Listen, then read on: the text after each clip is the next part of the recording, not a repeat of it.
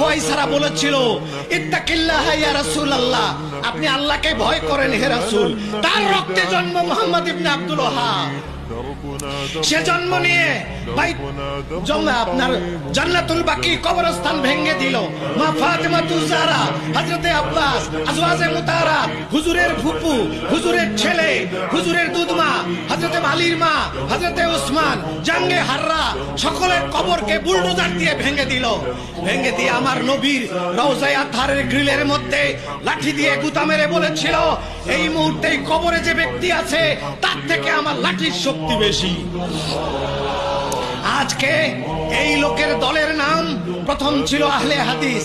যখন দেখলো আহলে হাদিস নাম দিলে একটা গ্রুপ সৃষ্টি হয়ে যায়, তাহলে আহলে কোরআন কি দোষ করলো? আহলে কোরআন আরেকটা হয়ে যায়। তাড়াতাড়ি ওই নামটাকে বন্ধ করে দিয়ে নতুন নাম দিছে সালাফি।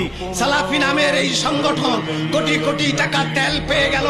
1857 সালে তেলের টাকা ব্যয় করে প্রথম তারা টার্গেট করলো ভারতবর্ষকে।